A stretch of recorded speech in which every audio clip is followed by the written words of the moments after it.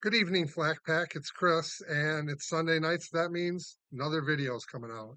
Uh, this one I decided to focus on the magazines, magazine loader, magazine cans, everything that pertains directly to the magazines.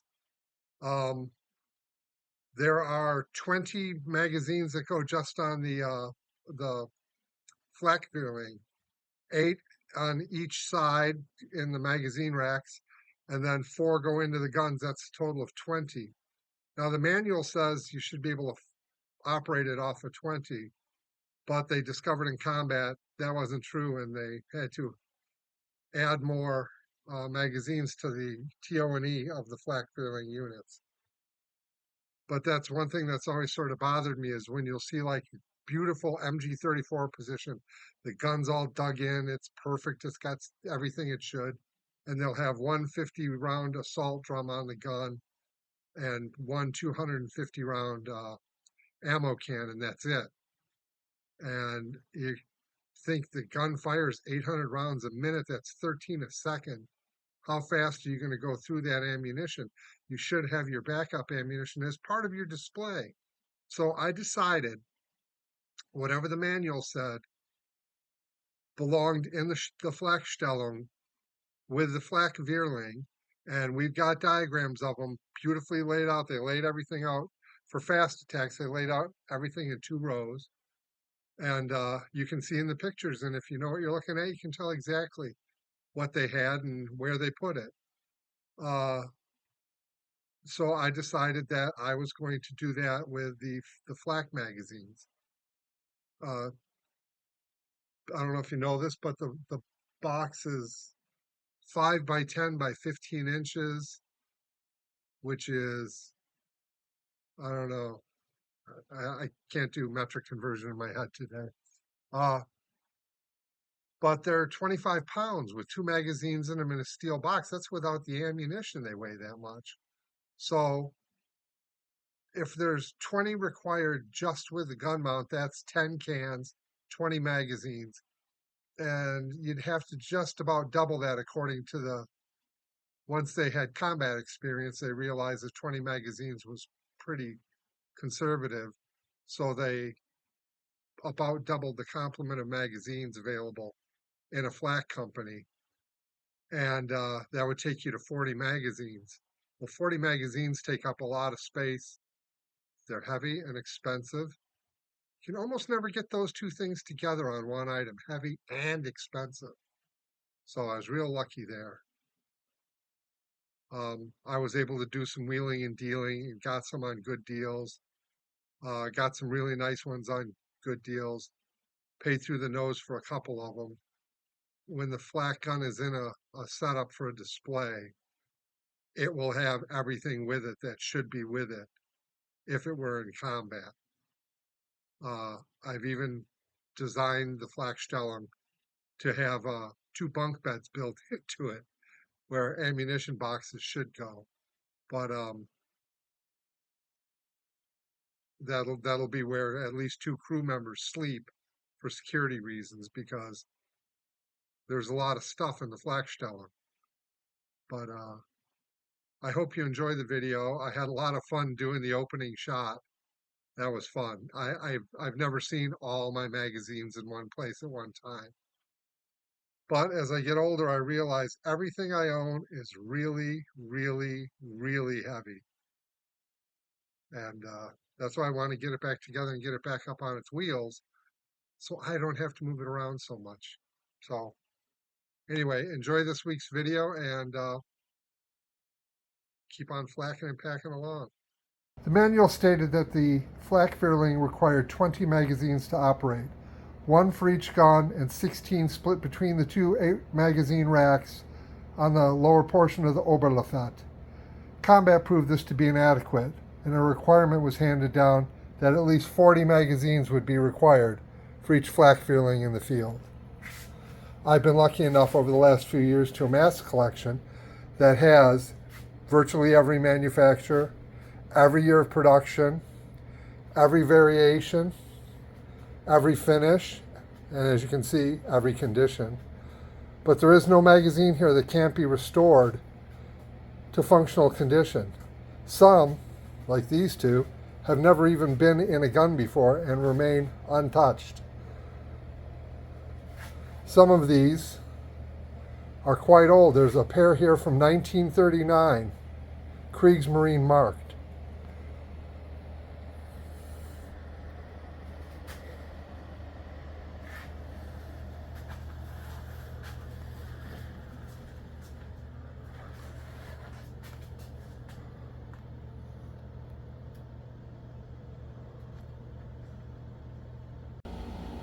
The two magazines pictured here are made by the Olympia typewriter company in 1939.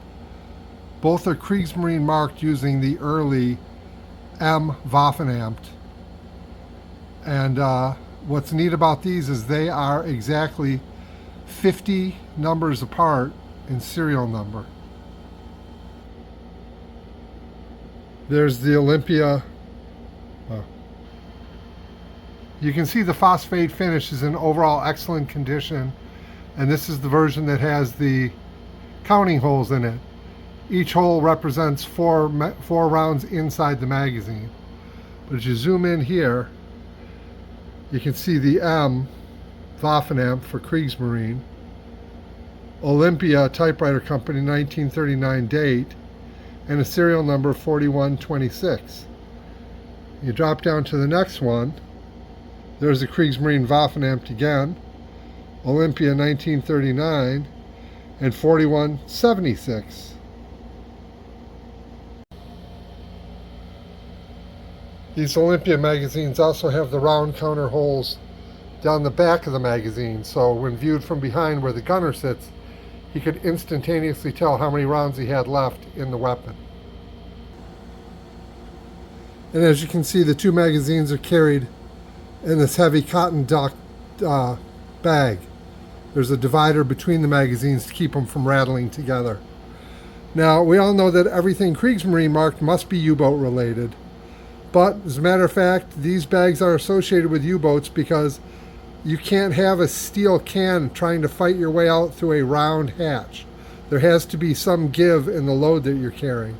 And by carrying the magazines in cloth flexible bags, you had more literal wiggle room available to you to get the magazines and yourself out through the hatch of the conning tower. Now, one feature that the 1939 pre-war dated Olympia magazines do not have is the anti-tilt fixture for the magazine follower. You see the groove in the side of the follower here. There's a piece, you can see the locator pin right there, dead center on your screen. And then there's the anti-tilt piece, comes all the way down the side of the magazine and is bolted right at the bottom just above the floor plate here. And you can see it, it's a substantial bolt. But when you look over at the 1939 magazine, it has neither feature, neither the bolt, the locating pin, or the anti-tilt groove in the follower of the magazine. Now I've chosen this nice 1941 dated example because it's painted. It has the multiple round counting holes and the anti-tilt follower that we were just talking about. As with any multiple round hole magazine, the holes for counting the round also are featured on the back of the magazine and can be viewed by the gunner on a single flak mount. He can tell exactly how many rounds he has left in the mag. I've chosen this example because it's an example of a blued body magazine. And looking at the followers on the early 1939 Olympia, without the tilt corrector, you'll see it's a deep blued finish. Moving into the 1940s production, you'll have either just bare sandblasted metal or phosphate. Occasionally some are painted. None of the ones I have that are painted, you can't tell anymore. They're just a little too rusty. The top one there is bare metal. Down in the bottom of the magazine box, they're usually missing, but there should be these two small racks. And a magazine sits in either one. And then here you can see the rack removed from the can with a magazine actually sitting in it. So you get an idea how those work. Now, moving on, the next accessory is the magazine loader.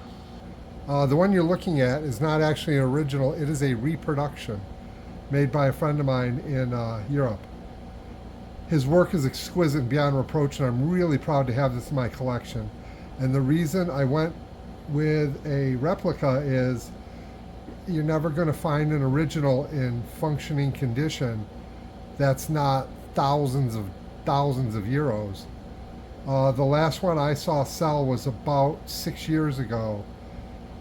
It was in not what I would call 5,000 euro condition, but it sold for 5,000 plus euros. This one is everything I need it to be. It's the teaching instrument I need when I speak to the public. Waiting till he makes the cover that goes over this. It's like a square cake cover, goes down over here, and there's two thumb screws that attach into this block on each side. You tighten them down, and that pulls the lid down in place. The arm unlocks and swings out of the way so you can put the cover on it. Now, once the arm is locked in place, how it functions is when you lift up, it pulls a block back in this area, pulls it back the distance equal to the diameter of 2 rounds, and when you push forward, it takes one from each half of the bin. A high explosive and a armor piercing. And then it loads 2 rounds at a time into the magazine. You do that enough times, your magazine's loaded, but when you fire the gun, it's alternated. High explosive AP with tracer, high explosive AP with tracer. So every other round you fire as a tracer makes your weapon, especially in ground combat role, extremely easy to fire. Now, once you've established your loadout of high explosive in one tray, loading half the magazine, and AP tracer in the other side, loading half the magazine, when you fire your gun, every other round will be a tracer round, which, especially for ground combat, makes your aiming your weapon extremely easy. So now, using the pins just like you would on the gun, when locking it in the magazine roll of the gun, lock it in place, load it. Okay, now, we'll see how we did. Unlock the magazine, and we can see high explosive. I only had 3 rounds to load into it, so we shortchanged ourselves a little bit. But there's your high explosive on this side, followed by your AP tracer on that side, followed by another high explosive that I took out. But that's the loader. It's one of my favorite things I own.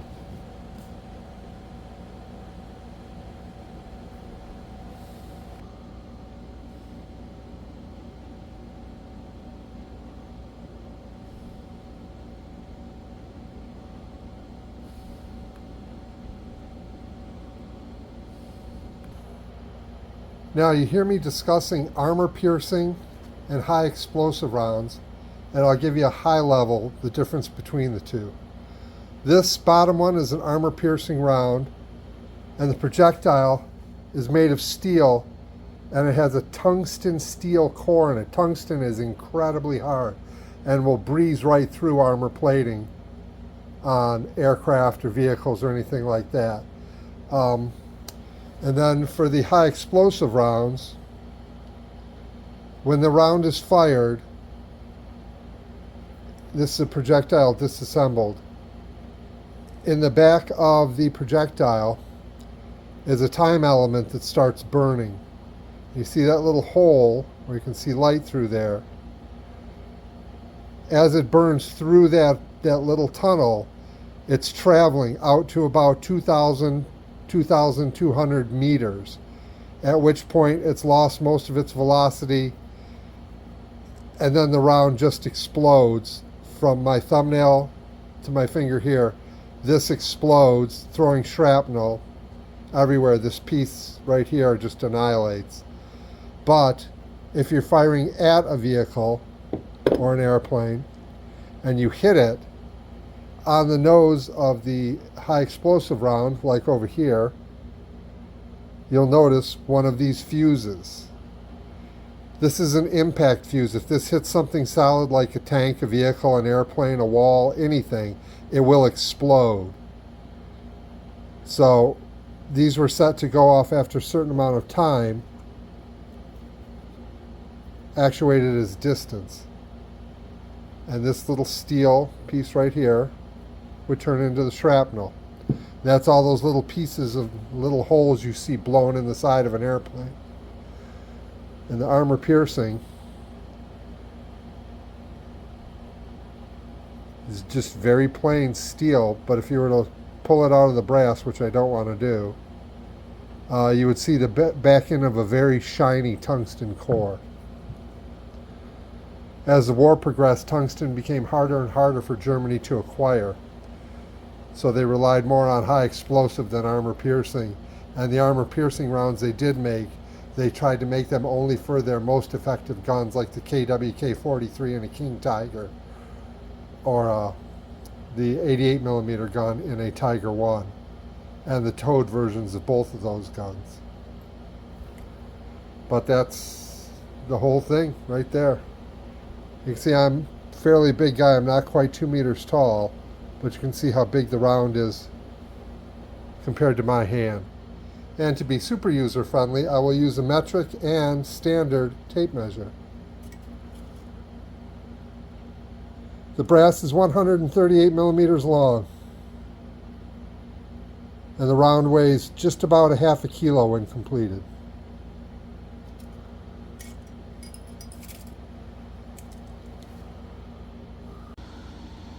And here you see the two main variances in the floor plate of the magazine. The one on top with the holes in it, those holes are cut out on 3 sides and folded up to create a tab that locates the square box spring that puts the pressure behind the follower. Not sure when that was added or deleted as a feature, but about half the ones I own have it, about half of them don't. Hello Flak Pack, it's Sunday night, and you know what that means. The newest video has been uploaded to the Flak Pack YouTube channel. Remember to like, subscribe, and share the channel, and give us feedback on the video and let us know what you think of it.